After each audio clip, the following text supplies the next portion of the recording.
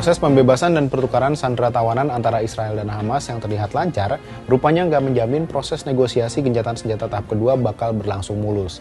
The Guardian pada Minggu 9 Februari 2025 melaporkan pembicaraan gencatan senjata tahap 2 diharapkan digelar pekan ini.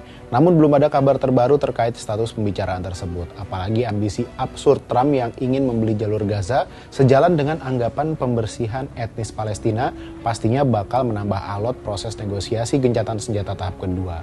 Bagaimana kelanjutannya?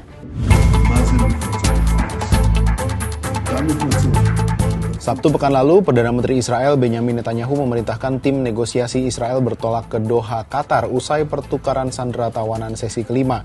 Delegasi ini diutus untuk membahas rincian teknis perjanjian gencatan senjata tahap kedua.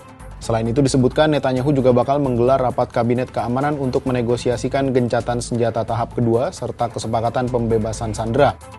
Namun Hamas belum sepenuhnya yakin dengan langkah Israel, apalagi pekan lalu proses awal pembicaraan itu sempat tertunda lantaran tim negosiasi Israel belum hadir. Sebaliknya tim negosiasi Hamas justru telah berada di Doha sejak Selasa. Anggota Biro Politik Hamas, Bassem Naim, mengatakan Hamas sejatinya telah siap memulai dialog tahap kedua Senin pekan lalu. Namun Israel memutuskan menundanya.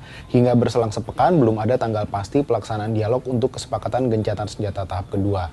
Naim mengatakan kesepakatan gencatan senjata sangat rapuh. Berbeda dari sikap Netanyahu yang masih berniat melanjutkan perang, Naim menyebut kelompok pejuang Palestina tidak ingin berperang lagi. Sementara itu Netanyahu justru telah mengeluarkan sinyal Israel bisa sewaktu-waktu melanjutkan perang meski masih ada sandera Israel yang belum dibebaskan.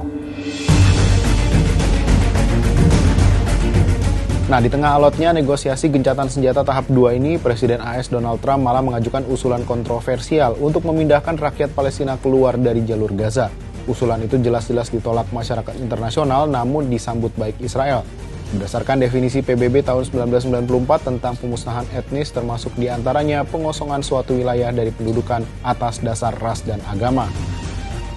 Usulan Trump ini tentu mempersulit negosiasi gencatan senjata tahap kedua lantaran agenda gencatan senjata tahap kedua adalah pembebasan sisa sandera Israel dan penarikan mundur tentara Israel serta penghentian perang. Nah, terkait ambisinya ini, Trump beranggapan bahwa wilayah Gaza sudah tidak bisa dihuni lagi. Nggak ada lagi lokasi yang bisa ditinggali warga Palestina. Presiden AS ini menyebut jalur Gaza adalah lokasi penghancuran. Yang masih tersisa akan dihancurkan, semuanya akan dihancurkan. Pernyataan ini sudah sekian kalinya dilontarkan Trump sewaktu membicarakan Gaza, terlebih di tengah proses negosiasi gencatan senjata tahap kedua. Trump juga menyebut AS nggak perlu lagi mengirim pasukannya untuk mengosongkan Gaza.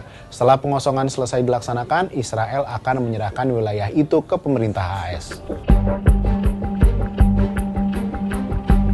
Trump direncanakan bakal bertemu Presiden Mesir Abdel Fattah el-Sisi, Raja Yordania Abdullah II, dan bahkan putra mahkota Kerajaan Arab Saudi Pangeran Mohammed bin Salman untuk melancarkan ambisi absurdnya ini. Sejak awal mencetuskan ide ini, Trump sudah menyinggung Mesir dan Yordania untuk menerima keberadaan warga Palestina yang dijanjikannya mengungsi sementara waktu selama proses pembangunan kembali Gaza berjalan. Usulan Trump untuk memindahkan warga Gaza dari wilayah Palestina oleh AS dan Israel tidak punya dasar hukum yang jelas. Tak jelas juga di bawah otoritas apa Trump dan AS akan mengklaim Gaza. Rencana Trump dan pernyataan Netanyahu justru dinilai tak hanya bakal membahayakan upaya normalisasi hubungan diplomatik Arab Saudi-Israel, tapi juga bakal memicu sentimen anti-Amerika di negara tersebut. Sampai jumpa di Bahas Peristiwa berikutnya.